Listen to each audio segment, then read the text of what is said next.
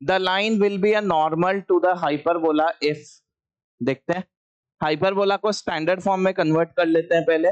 तो क्या करेंगे, राइट साइड में 1 बनाने के लिए a स्क्वायर b स्क्वायर से डिवाइड कर दो, तो x square by a square minus y square by b square equal to 1। और लाइन दी है आपको, यानी स्लोप ऑफ लाइन क्या हो गया, m देखो यहाँ पे यूज हो रहा है, तो स्लोप को मैं कुछ अल्फा से बोल दे रहा हूं। स्लोप आपका बन रहा है माइनस का l बाय m।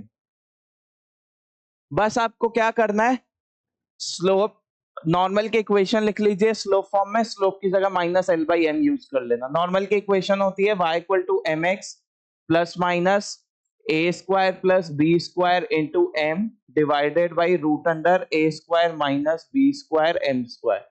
ध्यान रखना m यानी अल्फा है यहाँ पे, that is minus L by M, m slope होता है, तो बस इसको यूज कर लीजिए। y equal to minus L by M into X plus minus A square plus B square into M की जगह है minus L by M whole divide by A square minus B square into M की जगह हो जाएगा L square by M square. ये equation of normal होगी। इसको अगर हम सिंप्लीफाई कर रहे हैं तो ये ऐसा बन रहा है क्या, देखो यहां से m को अगर एलसीएम भी लेते हैं हम, तो क्या आ रहा है, y equals to minus L x by M plus minus, यहां से सिंप्लीफाई करेंगे, देखो M square into A square minus B square L square, M under root से ऊपर कैंसल और ये बन जाएगा L into A square plus B square. ये माइनस एल था, माइनस यहाँ कंज्यूम कर दोगे तो प्लस माइनस ही रहेगा, और नीचे आ जा रहा है root under A square M square minus B square L square. LCM ले लो, और अगर इसको सिंप्लीफाई करोगे तो ये ऐसा लिखा है क्या आपके पास, या इसको भी हम ऐसा करें y equal to M x plus C के फॉर्म में लिख देते हैं और दोनों का y इंटरसेप्ट कंपेयर कर लेंगे, तो ये बन जाएगा M Y equal to minus L X minus N and y equal to minus L by M into X minus N by M. तो ये जो minus N by M Y intercept है ये इसके इक्वल होगा, बस दोनों को कंपेयर करना और सॉल्व कर लो।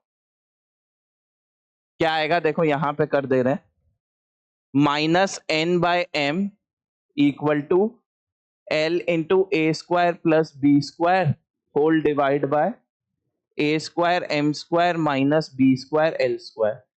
दोनों साइड स्क्वायर जैसे ही करेंगे ये बन जाएगा N square by M square equal to L square A square plus B square का whole square divided by A square M square minus B square L square. अब ऑप्शन देखिए किस फॉर्म में है, A square by L square इस form में आ रहा है आपका, और बन रहा है A square plus B square. देखो मैंने यहां से एम स्क्वायर एल स्क्वायर दोनों कॉमन ले लिया, तो ये ऐसा कुछ बन जाएगा N square by M square equal to L square A square plus B square का होल स्क्वायर। यहां से M square into L square common ले लिया, तो ऐसा बन जाएगा A square by L square minus B square by M square.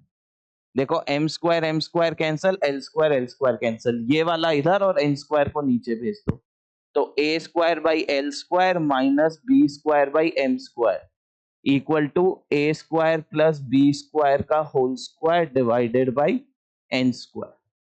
ये देख लीजिए कौन सा ऑप्शन सी मैच कर रहा है।